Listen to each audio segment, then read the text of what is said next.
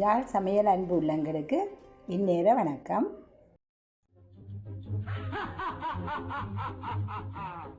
கல்யாண சமையல் சாதம், கல்யாண சமையல் சாதம், காய்கறிகளும் பிரமாதம், அந்த கௌரவ பிரசாதம் இதுவே எனக்கு போதும். கல்யாண சமையல் சாதம், காய்கறிகளும் பிரமாதம். இன்று நாங்கள் பனங்காய் பணியாரம் செய்ய போகிறோம். இது யாழ்ப்பாணத்தின் பாரம்பரிய உணவுகளில் ஒன்று.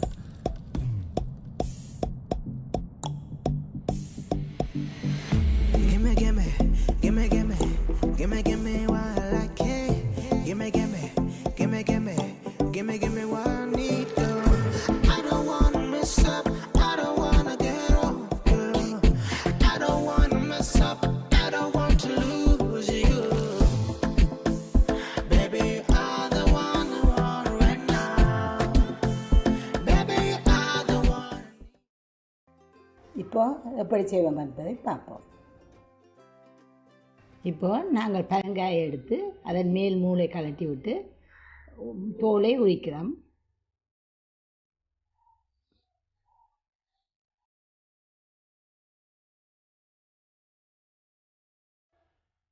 உரித்த பின்பு அதை வேறொரு சட்டியில் மாற்றி சிறிது சிறிதாக தண்ணீர் விட்டு அதன் சாறை எடுக்கிறோம்.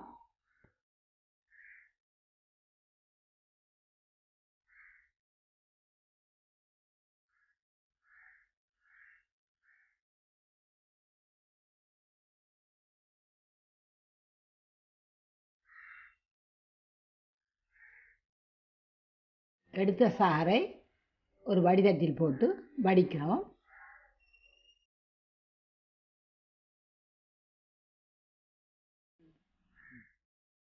வடிக்கும்போது அந்த தும்புகள் மட்டும் மேலே தேங்கிவிடும். அதன் பின்பு அந்த பானியை அடுப்பில் வைத்து நன்றாக காய்ச்ச வேண்டும். இப்போ நாங்கள் வடித்தெடுத்த பானியை அடுப்பில் வச்சுட்டோம். வச்சு கொதி வரும் மட்டும் அதை காய்ச்ச போகிறோம்.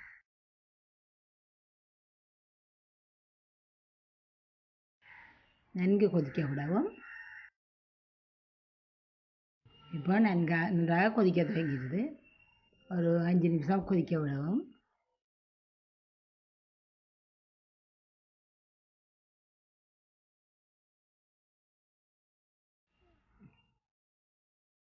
நன்கு கொதித்த பின் அதற்கு சீனி போடுகிறோம்.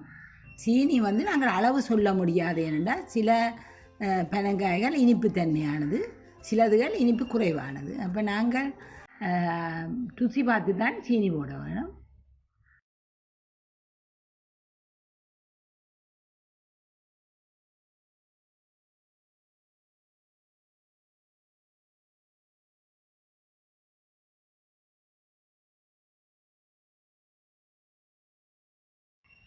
இப்போ நாங்கள் இனிப்பு காணுமான்றதுக்கு ஒரு சின்ன கோப்பையிலையோ கையிலையோ விட்டு அதை தொட்டு வாயில் வைத்து பார்க்கும்போது சீனி குறைவாக இருந்தது. அது 2 கரண்டி சீனி இன்னும் போடலாம். இது நாங்கள் இதில் சீனி போடும்போது மாவும் சேர்க்க போகிறோம். அந்த மாவுக்கும் ஏற்ற மாதிரி தான் சீனி போடணும். இதில் இருக்கிற பானின்ற அளவில் நாங்கள் சீனி போட்டால் மா போட்டால் அப்புறம் காணாமல் வரும். அப்போ இப்போ நாங்கள் இறக்கி இதை நல்லா ஆற விடணும். நல்லா ஆறிய பின்பு தான் நாங்கள் மா சேர்க்கணும்.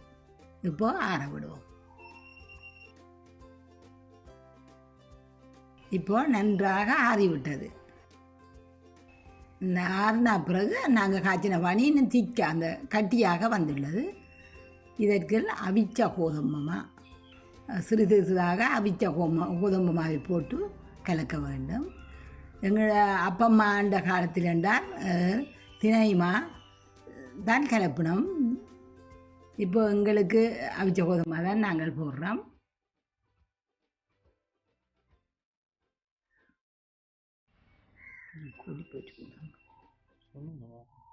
இப்போது பதம் இந்த எடுத்து போட்டால் அதுக்கு விழா கூடிய அளவு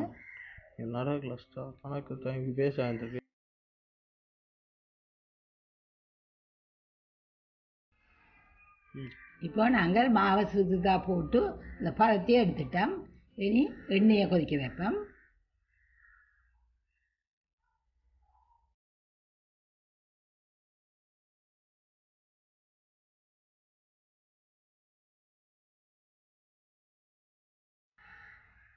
எண்ணெய் நன்கு கொதித்ததும் ஒரு விரல் அளவு அது உங்களோட அப்படியே கிள்ளி கிள்ளி போட்டு பொரித்து எடுக்க போகிறோம்.